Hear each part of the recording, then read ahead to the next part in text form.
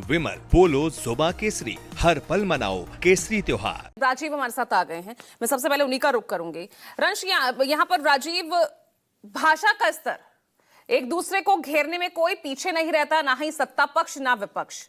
तो यहाँ भाषा में नंगा, बेशर्मी, थू थू, कब्र खुदेगी, ये किन शब्दों का इस्तेमाल होना चाहिए? क्यों बार बार राजनीति में हम इस स्तर तक गिरते हैं कि बार बार शब्दों की, राजनीति की मर्यादा टूटने पर आमादा हो जाती है, इस पर हमें चर्चा करनी पड़ जाती है।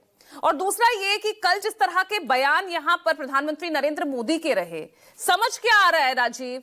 क्या वाकई में यह साबित करने की कोशिश बड़ी ही चालाकी से की जा रही है कि यहां पर राहुल गांधी प्रतिपक्ष नेता प्रतिपक्ष नहीं है, वो सिर्फ कांग्रेस के नेता हैं, अलग थलग करने की तैयारी में उसे पूरे विपक्ष से? क्या इस तरह की रणनीति पर काम कर रही है बीजेपी?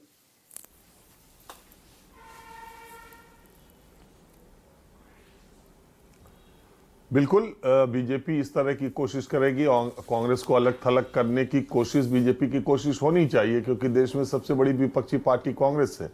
और जो भी आप शब्दों की बात कर रही हैं, वो देश के प्रधान से लेकर प्रधानमंत्री तक की भाषा में शुमार हो चुका है। और मर्यादा, मूल्य, सम्मान, विचारधारा, अब ये सब देश में राजनीति में ये सब बातें जो कर रहा है, तो वो कुछ दूसरे ही ग्रह पे रह रहा है, उसे ये समझना चाहिए। इसमें कहीं कोई दो राय नहीं है कि उन बातों का दौर चला गया जब राजनीति, मूल्य, आदर्श की बात है। अब की राजनीति सिर्फ चुनाव और सत्ता तक सीमित है और उसी के इर्द गिर्द पूरा काम हो रहा है। और जहां तक कांग्रेस पार्टी के एआई समिट में उनके कार्यकर्ताओं के प्रदर्शन की बात है, कांग्रेस पार्टी को छोड़कर तकरीबन हर व्यक्ति ने उस प्रदर्शन को अनुचित करार दिया। और सबने ये कहा, सारे लोगों ने, कांग्रेस पार्टी को छोड़ के, कि प्रदर्शन की जगह कहीं दूसरी जगह भी हो सकती थी।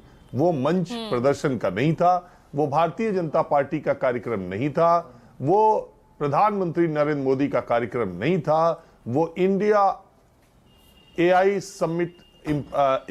इंपैक्ट समिट था और वो भारत उसका मेजबान था, देश उसका कार्यक्रम कर रहा था। वहां पर जाकर के राजनीतिक बातों पर प्रदर्शन करने, वो आप गेट के बाहर कर सकते थे, आप जंतर मंतर पे कर देते, आप प्रधानमंत्री कार्यालय के सामने करते, उनके आवास के सामने करते, वित्त मंत्री, ट्रेड डील, वाणिज्य मंत्री के खिलाफ करते, उनके घर कार्यालय के करते, कहीं कोई विरोध नहीं था, आप जंतर मंतर पे करते।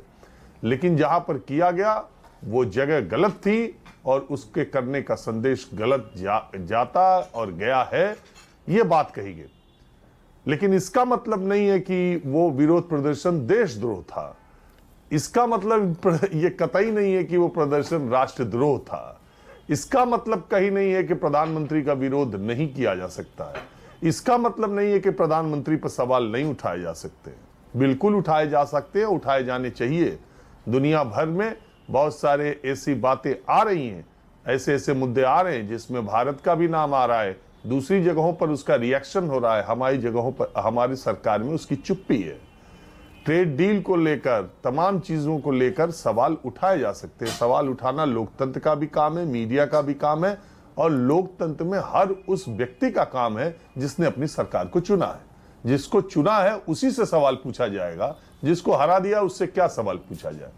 जहां तक कांग्रेस पार्टी का सवाल है, पूजा, इस देश की संवैधानिक परंपरा तो नहीं, खैर, लेकिन एक संवैधानिक व्यवस्था तो नहीं, लेकिन परंपरा तो है कि लोकसभा में या किसी भी सदन में 1/10 से ज्यादा सदस्य संख्या विपक्ष की अगर होगी तो उसके नेता को नेता विपक्ष का दर्जा दिया जाएगा और नेता विपक्ष को कैबिनेट मंत्री का दर्जा दिया जाएगा। ये संवैधानिक व्यवस्था है।